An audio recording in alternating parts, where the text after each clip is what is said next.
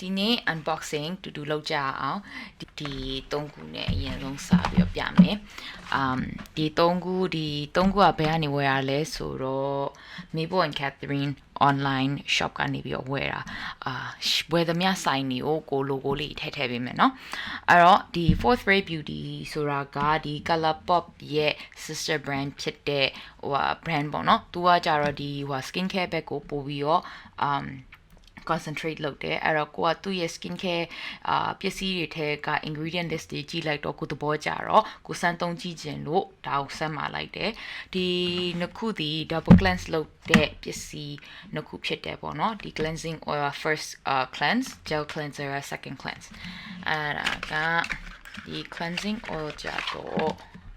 ဒီလိုမျိုးပုံစံဖြစ်တယ် andဒီအနောက်က ingredient မှာကြီးလိုက်တယ်ဆိုလို့ရှိရင်ဘယ်မှာလဲမသိဘူးwebsite မှာတော့ကြည့်လို့ရတယ် website မှာဒီပုံမှာတော့မရေးထားဘူး but သူ့ရဲ့ingredients အကောင့်လို့ကိုဝယ်ရတယ်ပေါ့နော်ဒီ cleanser ကလည်း mild ဖြစ်တယ်အဲ့လိုမျိုးအရင်လေးပါလဲမျက်နှာတစ်လိုက်တယ်ဆိုလို့ရှိရင်ပါလဲကျွတ်မီအောင်ဆင်ဝါးတဲ့ingredients တွေမပါဘူးအဲ့ဒါကြောင့်ဒီနှစ်ခုကိုကနေပြီးဝယ်တယ်စမ်းသုံးကြည့်ပြီးမှပဲကိုနောက်တစ်ခါလာပြီးတော့ review ပြန်လုပ်ပေးမယ်ဒီဟာကကြတော့ YouTuber Kathleen Light ကနေပြီးတော့ဒီmist ပေါ့နော် glisten up mist သူကအသားရည်ကိုလည်းဆိုရဲပြီးရင်glow လည်းဖြစ်တယ်ဒီထဲမှာသူကဒီ shimmer ထည့်ထားရမလားအဲ့ shimmer ကိုသူကတစ်ခေါက်ကသူဗီဒီယိုထဲမှာအရန်ကိုမျက်နှာဝင်းတောက်ပြီးတော့လေပါလဲglow အရန်ဖြစ်နေလို့ဒါကိုသူ့ရဲ့ recommendation နဲ့ကိုဒီဟာဝယ်လိုက်တယ် so အဲ့ဒါက Fourth Ray Beauty ကပါ and then ဒါကကြအဲ့ Mabel and Catherine ကပဲသူ့ရဲ့ပါလဲ online shop မှာဒါကိုဈေးချထားလို့simple micellar cleansing water ဒါကကြတော့ရိုးရှင်းပဲ makeup ကိုရင်ဆုံးmakeup ဖြတ်တဲ့ရေနဲ့ဖြတ်တာဒါကသုံးလို့ကောင်းတယ်မျက်နှာပါမအဲ့လိုမျိုးirritate မဖြစ်စေဘူးနီရပါမဖြစ်စေဘူးအဲ့ဒါကြောင့်ကိုကနှစ်ဘူးစလုံးရဝယ်ယူလိုက်တယ်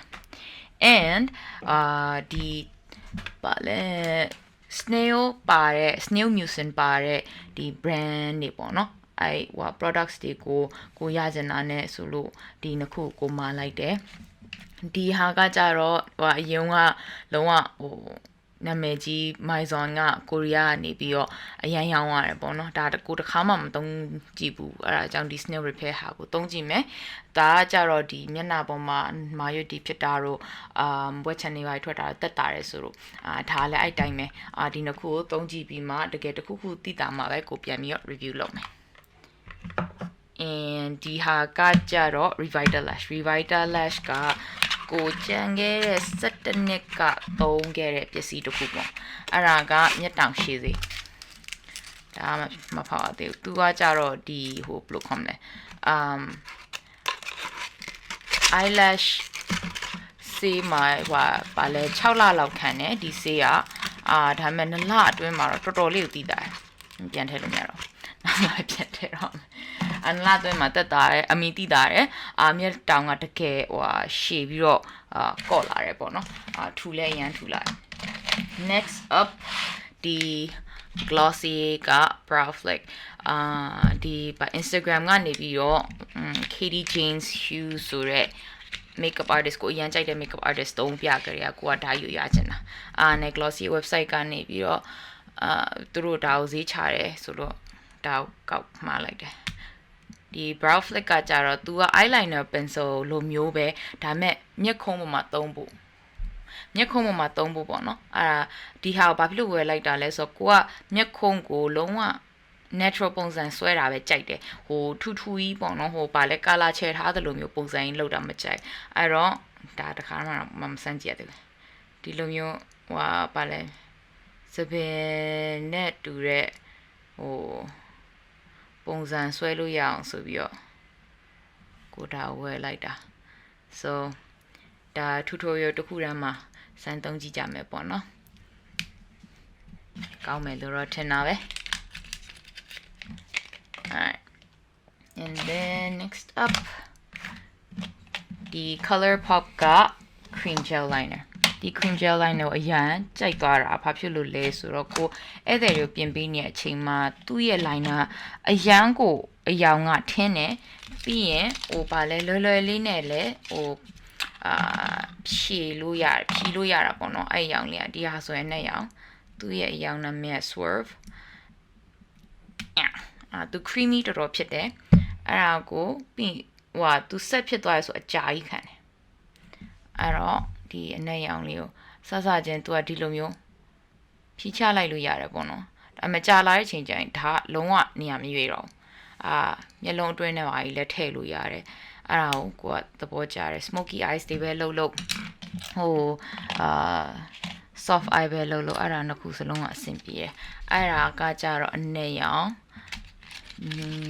ဒီဟာကြတော့ကြီးအောင်လို့ခေါ်မလားဒီဟာကဒီ cream gel liner က show me သူ copper အယောင်ပဲထွက်တယ်ခါလေးကြရင်လည်းမျက်လုံးပေါ်မှာ eyeliner နေနဲ့ဆွဲလဲသူကအယောင်ဟိုဘယ်လိုခေါ်မလဲအနက်လောက် harsh မဖြစ်ဘူးအဲ့လိုမျိုးအယောင်လေးထွက်တယ်မျက်လုံးအတွင်းထဲမှာလဲ smoky eye လုပ်တဲ့အချိန် brown smoky eye လုပ်တဲ့အချိန်မှာမျက်လုံးအတွင်းထဲမှာထည့်ရလဲလှရလို့ထင်ဒီနောက်တစ်ခုကရိုးရိုးပဲဟိုကြံခဲ့တဲ့တစ်ခေါက်ကကိုမှာခဲ့တဲ့အယောင်ကြီးတော်တော်လေးကိုတောက်လို့လေအားကြောင့်ဒီတစ်ခေါက်ကကြာကိုအများတန်းသုံးပြမဲ့အယောင်နောက်ပြဧည့်သည်အများတန်းသုံးပေးနိုင်တဲ့အယောင်ကိုပဲမှာလိုက်တယ်အဲ့ဒါကြောင့်ဒီတစ်ခေါက်ကအနက်ရောင်ထပ်မှာတယ်ပြီးကြဒီအညူရောင်မှာတယ် and then ဒီလိုမျိုးခရမ်းရောင်မှာလိုက်တယ်ဒီအယောင်ကကြတော့ charmer နာမည်နဲ့ product နာမည်လေးအားလုံးတင်ထားပေးမယ်နော်သူကကြခရမ်းပုံရောင်လိုမျိုးဒါပေမဲ့ခရမ်းမြင်မြင်တော့တော်တော်ငြိမ်တဲ့အထဲထဲမှာပါတယ်ကြောင့်ဒီအယောင်လေးကိုမှားလိုက်တယ် so အဲ့ဒါတွေက color pop က eyeliner လေးကြောင်းအဲ့ဒါလည်း tutorial ထဲမှာသုံးပြသွားမယ်နော်ပြီးကြတော့ဒီ color pop ကကိုမြဲတဲ့ sold out ဖြစ်ပြီးတော့မရခဲ့တဲ့အယောင်ဒီတုတ်ကကြာ color pop တော်တော်များမယ်နော်ဒီဟာရဲ့အယောင်နာမည်ကကြာ frog ဒါလည်းနာမည်ကြီးအယောင်တစ်ခုပဲဘာဖြစ်လဲဆိုသူစီမာကအယောင်ကအဲ့လိုမျိုး2ရောင်3ရောင်ကိုစက်ထားပန်းရောင်ငေါပလဲရောင်ငေါခရမ်းရောင်ငေါပေါ့နော်အဲ့တော့ multi dimension ဖြစ်တယ်တော်တော်လေးကိုမျက်လုံးအလဲပေါ်မှာထည့်လဲလက်လည်းရမ်းလက်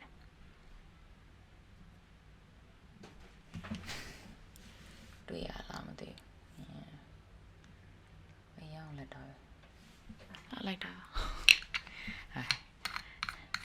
ဒါသုံးဖို့ရန်ကိုပြောနေပါပြီကွယ် and then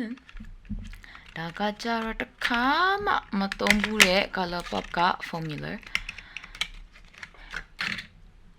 literally obsessed နာမည်က Avenue of the Stars and ဖွင့်ကြည့်လိုက်တယ်ဆိုလို့ရှိရင် तू က paste လိုမျိုးပေါ့နော်ဒီမမိုင်းလည်းမဟုတ်သူဒီလိုမျိုးပျော့ jelly လိုမျိုးသူပျော့လေးအဲ့တော့ဒီသူ့ရဲ့ formula ကနေလားမနေလားဆိုတော့ကြည့်အောင်နည်းနည်းလေးတော့ညီအောင်ကိုယ့်ရဲ့ဟိုဗာလက်ကလေးနဲ့နေရာချပြီးပေါ့ပြီးရင်ခဏလေးနေဒီဟာကိုလာပြီးပုတ်ကြည့်အောင်နေလားမနေလားဆိုတာအဲ့နမျိုး so အဲ့ဒါ literally obsessed Avenue of the Stars okay နောက်ဆုံး color pop ပစ္စည်း color pop ဒီပါရမ်းများတာလေဆိုတော့သူစီမှာပါလဲ sales ရှိပြီးတော့ color pop အရန်ဈေးတန်တယ်လို့ပြောရမှာပေါ့နော်ဈေးတန်ပြီးတော့သုံးလို့လည်းအရန်ကောင်းတယ်အဲ့ဒါကြောင့်ကို color pop ကိုကြိုက်တယ်ဒီဟာကကြတော့သူ့ရဲ့ so juicy plumping gloss ဒါအကြည့်ရောင်မလို့ကိုမှားလိုက်တာဒီဟာကနှခမ်းကိုလုံးဝဟိုဘယ်လိုခေါ်မလဲ glassy lips like မှန်လိုမျိုးလက်နေတဲ့ပုံစံလိုမျိုးပဲလုပ်ချင်လားမဟုတ်ဘူးဆိုလို့ရှိရင်လည်းမျက်လုံးအပေါ်မှာတစ်ခါလေးကြာရင်ဟို high fashion look တွေရှိအမလားမျက်လုံးပေါ်မှာလက်လေးနေလी အဲ့ဒါကိုသုံးလို့ရလို့အားကြောင့်ဒီဟာလေးမှာလိုက်တယ်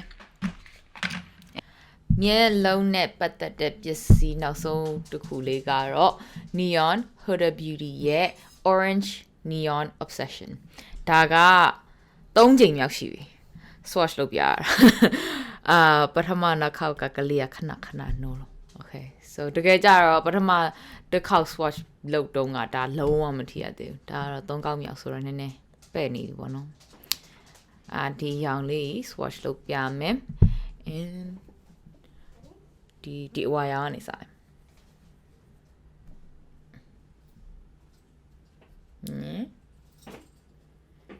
and then ဒါကဘာရောင်လို့ခေါ်လီမော်နဲ့အဝါရောင်ပေါ့ကွာဒါကလီမော် pastel neon ဘက်တန်းနဲ့ရောင်ရယ် and then ဒီနည်းနည်းလေးအဲ့ထက်ပိုးရင်ပြီးတော့ပန်းရောင်ဘက်တန်းနဲ့လီမော်ရယ်ဒါကလုံးဝပန်းရောင်and then ဒီဟာကပန်းခရမ်းရောင်တောက်ညာပြီးဒီဟွာglitter အရောင်လေးဟွာလောက်ပြ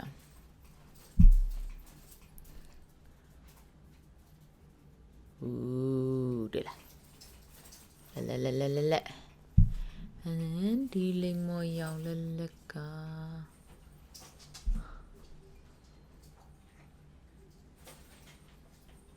ထင်လားမသိ and then last but not least ဒီပန်းရောင်လက်ကလေး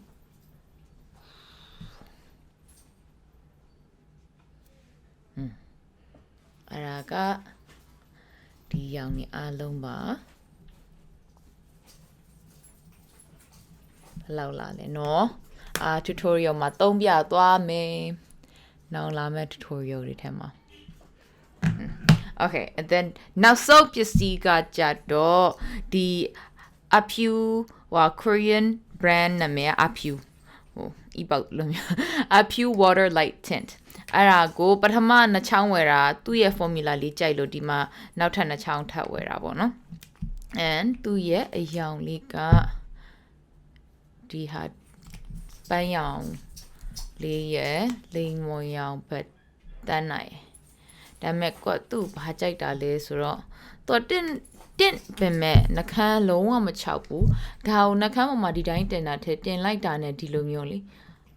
ဖြီလိုက်ပြီးနှခမ်းပေါ်မှာတင်နေတဲ့အဲ့လိုမျိုးဆိုနေတဲ့ပုံလေးနှခမ်းဖူးလေးပေါ့ဒါပေမဲ့ natural ပုံစံဖူးလေးအဲ့ဒါကြိုက်တာ